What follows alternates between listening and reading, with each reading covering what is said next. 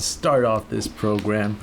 Welcome, Magnus here. First of all, I'm recording this the day before the reveal of Sony's A7IV. Now, I've seen the leaks, I've seen the spec leaks, I've seen mistakes uploaded to YouTube and then taken back regarding the Sony A7IV. So basically at this point, it's probably one of, if not Sony's worst kept secret when it comes to new cameras.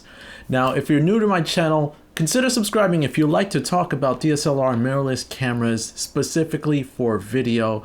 That's what I do. Plus I give tips and advice and whatever when it comes to editing or working with these cameras. So thank you for that. But let's talk about Sony's new A7IV. Now, if you don't know, Sony's like A7, A7 II, A7 III, A7 IV have been kind of the more affordable kind of full frame Sony mirrorless cameras that have released that are supposed to be like the do everything type of Sony cameras. Like the A7S series, for example, is geared more towards video, so it's got a lower megapixel count and better video features.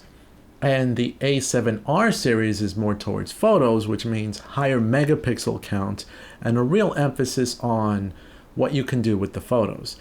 Now you also have the Sony A1, which the A1 is kind of like the camera that you should get, top of the line type of camera. That was going towards the A9 series at first. People thought that that's where you wanted to be at when it came to Sony's top of the line. But when they came out with the A1, it was like, oh, game changer. But let's talk about the Sony A7IV. Now this camera has a lot of interesting specs. I've got the specs right here that have leaked. It records, of course, 4K. It takes 10 frames a second picture. It's a 33 megapixel sensor. It records 10-bit 422 HLG. It's got S-Cinetone S-Log3 like you'd expect. It's got a vari-angle screen, which is nice compared to the previous model of the Sony A7 III where it had no forward screen. It was just a tilt screen. And the menu has been updated, thankfully, following the line of what Sony A7S camera series started with the A7S III to have a better menu system. But this camera also actually added the ability to do 4K live streaming up to 10 gigabits per second directly from the camera. Now my thoughts on the A7IV, and this is pre-announcement. I might upload this post-announcement, so if there are any updates when I'm uploading it, I'll either post it or, you know, what I'm saying mostly matches what they've said. So, but when it comes to the excitement of this camera, I think that the good thing that Sony finally did was do 4K at 60 frames per second in one of these bodies. Though the price of $2,600 is, I think it's the best camera, at least right now, when it comes to specs, when compared to other cameras of similar price points to enter into this like full frame market. One thing that comes to mind is the Canon R6. The Canon R6 can do 4K 60 full frame, and it does a great downsample of the full sensor, but it's a lot less, but it's like out of 20 megapixels, so it'll downsample the 4K and it'll look really sharp. The 4K will look really sharp, 60 frames per second and 30 frames per second on the R6. But if you've got a 33 megapixel sensor on the A7R4, as long as there's no crop, it'll look pretty nice, right? Pretty nice, one would expect. Is it worth the price? To me, Sony was late in the game when it came to 4K 60 frames per second. This may not be a full frame sensor, but this is my Panasonic GH5, and it had a flip screen, something that Sony just caught up to. It does 4K 60, something that Sony's catching up to. Though I anticipate you'll be able to do 4K 60 in 10-bit 422 on the Sony, this was still able to do 4K 60, though it was 8-bit 420 at the time. But it still gave me 60 frames per second 4K. It gave me HD at 180 frames per second, which was nice. On the leaked specs, the Sony camera didn't really mention how many frames per second in, for example, 1080 you could do. I would imagine at least 120 frames per second. If not, it might even do 240 frames per second. I wouldn't put it past it, but it made no mention of it. So I don't know at this point what the 1080 frames per second limit is. But at least from 4K, it's 4K 60, which again, older cameras can do. Now the autofocus on Sony, I imagine, would be absolutely amazing. And I've heard the fact that it will be able to detect vehicles, animals, and people, really well. So that outperforms the Lumix, of course, and that one shouldn't be surprised from that standpoint. So it's really good. But are these features enough to pull you away from a different camera manufacturer?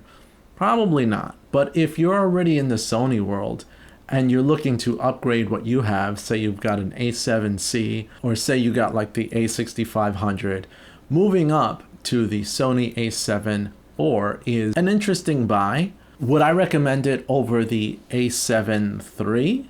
Yes, definitely. I would recommend it over the A7 III, and I do think it's worth the price bump between cameras, because you want to go in and you want to be able to perform with whatever you can, like the best of what you can. But it's not attention grabbing for me owning multiple camera manufacturers. Canon is what I'm recording this on. I've got the Panasonic in my hands. It's not enough to entice me, of course. For example, if I owned no cameras and I had the GH5, so let's say this GH5 was my only camera, and I've got a Metabone speed booster, which helps make it simulate close to full frame perspective. Would the Sony entice me enough? Maybe, and only because of the autofocus. But does it entice me away from, like, say, Canon?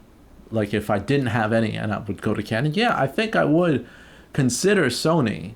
If I only had this and I'm like, okay, I could either choose the Canon R6 or I can choose the Sony, I might choose the Sony. I might, only because I don't think it would have the overheating problem. So that's my thought. If I own nothing, yeah, I would probably consider it. But owning what I own, R5, GH5, even the GH5, it's a hard sell, because I can get what I need with the GH5 if I absolutely need it. Though I do like Sony's color signs, I'm not too much of a fan of the GH5's color signs. So that's that. And the one thing I wanted to mention too, Nikon released their third video on the Z9, and the Z9 is looking pretty good. One of my concerns for the Z9 was the autofocus, and this little teaser trailer showed that the autofocus was dead up crazy good. Now, of course, this could just be footage that makes it look good, and then when you actually use it, it might not be as good as what the teaser footage showed us. But if they're throwing it out there to say, hey, our autofocus is really stepped up, then you could almost count on it that it's going to be amazing autofocus. So the Z9 is definitely a camera to look out for, though the price point is still unknown at this point. And quite honestly, it looks like Nikon is finally catching up to the competition with their flagship camera, which is super exciting. I can't wait to see that when that's announced or released or whatever, because one can only imagine. And where's the R1? I don't expect that for a while, but exciting times for camera owners, and manufacturers are having a heck of a time pushing out these next level cameras. Anyway, that's all I got to say. What do you think about the new Sony A7 IV? Like I said, by now you probably already have seen the videos and everyone's released their version. This is mine. Let me know in the comments down below. And as always, like, share, and you can make my day. If you subscribe today, this is Magnus. I'm out. See you later.